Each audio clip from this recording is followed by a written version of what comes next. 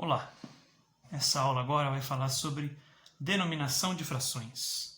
Então, para que a gente possa dar nome, denominar, é dar nome às frações. Esse nome que nós vamos dar às frações, ele vai depender totalmente do seu denominador. E quando a gente fala de denominador, a gente está falando do número de baixo das frações. Então, essa leitura, ela pode ser dividida em dois grupos. O primeiro grupo, quando o denominador é 2, 3, 4, 5, 6, 7, 8, 9, 10, 100 ou 1000, ou seja, números de 2 a 10, mais o número 100 e o número 1000. E o segundo grupo, melhor dizendo, com os demais denominadores. Então, no primeiro grupo, dependendo do denominador, o nome da fração vai mudar. Por exemplo, quando o número de baixo é 2, a fração vai ser lida com o número de cima acrescentado da palavra meio. Então aqui, por exemplo, é 1 meio, uma metade, 1 meio. 1 meio. Quando o número de baixo é 3, a fração vai ser lida como terço. Então aqui no nosso caso é 1 terço. 1 terço. Quando o número de baixo é 4, estamos falando de quartos. Então lá são 3 quartos.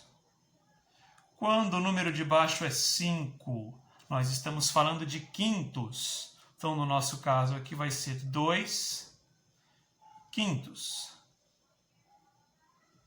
Coisa interessante aqui, nós notamos que essas primeiras frações todas são representadas com a barra de divisão numa posição aproximadamente vertical. Essa fração também, já essa não. Essa é colocada na posição diagonal. Mas isso aqui é só uma notação diferente, o significado é o mesmo. Então não importa se está escrito dessa forma ou se está escrito desta forma aqui, ó. As duas frações são iguais, apenas são representações diferentes. Mas, no caso aqui, seriam 3, já que no de baixo é 7, seriam 3 sétimos. E quando o número de baixo é 6, quando o denominador é 6, vão ser lidos sextos. Então aqui é 1 sexto. Quando o número de baixo é 8, eu falo de oitavos, 7 oitavos. Quando o número de baixo é 9, eu falo de nonos, 2 nonos.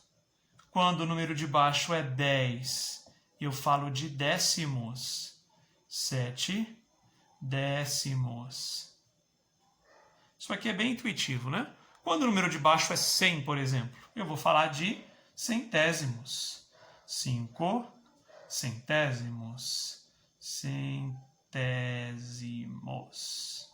E quando o número de baixo é 1000, milésimos, 13 milésimos. Então esse grupo primeiro tem apenas 1, 2, 3, 4, 5, 6, 7, 8, 9, 10, 11 situações. Todas as outras estão no segundo grupo. Então quando o denominador não é nenhum desses do primeiro grupo, eu vou ler a fração repetindo os números dela e acrescentando a palavra avos no final. Então, por exemplo, essa fração vai ficar 7, 11 avos. A de baixo, 5, 23 avos. Por fim, a última, 13, 30 avos. Então essas são as possibilidades para a gente fazer a leitura do nome da fração. Dar nome às frações. É isso.